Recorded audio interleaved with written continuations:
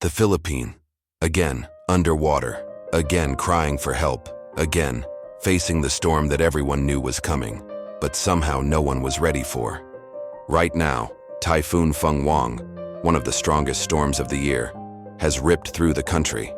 Before it came, there was Typhoon Kalmaegi, floods, landslides, power outages, homes gone, lives lost, millions displaced, families sleeping in evacuation centers with nothing but fear and faith. And here's the question everyone's asking. Why does this keep happening?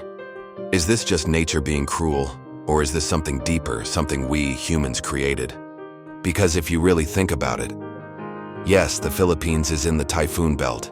Yes, we've always had storms, but why do they feel stronger, more violent, more destructive every single year? Scientists say it's the warming oceans, climate change. The more we burn, the more the earth burns back. But here's the bitter truth. The ones who suffer the most are not the ones causing it. The poor, the fishermen, the families living by the sea, they are the ones paying the price for the world's mistakes. And then comes the bigger question, where's the government? They say they're prepared, they say they're ready, they say help is on the way, but why do people still drown waiting for rescue? Why do families rebuild the same broken homes every year? Why are the flood control projects still under construction after a decade? Are we really this helpless or just hopelessly managed? Every time disaster strikes, there are press conferences, hashtags, relief drives, promises.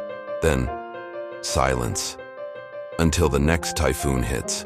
It's a cycle of suffering that no one seems to break. Maybe it's not just the storm outside. Maybe it's the storm inside. The corruption, the lack of planning, the greed, the denial.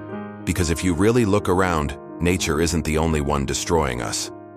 Ask yourself, why are thousands living in danger zones when there's supposed to be relocation programs? Why are drainage systems overflowing when billions were allocated for infrastructure? Why are people still unprepared when we've had decades of lessons learned? This isn't just a natural disaster anymore, it's a human failure, repeated, recycled, normalized. And yet, the Filipino spirit keeps shining. You'll see it in the rescuers who dive into floods with ropes and bare hands, in the neighbors sharing food even when they have nothing, in the children still smiling despite the chaos. But hope alone won't save us. We need accountability, we need change, we need action, not just reaction. So the real question is, how many more storms do we need to suffer before we start building a future that can withstand them? How many lives must be lost before we admit this isn't just God's will? It's our collective neglect. The Philippines deserves better. The people deserve safety. And the world needs to listen. Because what's happening here is not just a Filipino tragedy. It's a warning to everyone. If we keep ignoring the signs, someday it won't just be the Philippines underwater. It could be all of us. If you're not following, probably you won't see us again.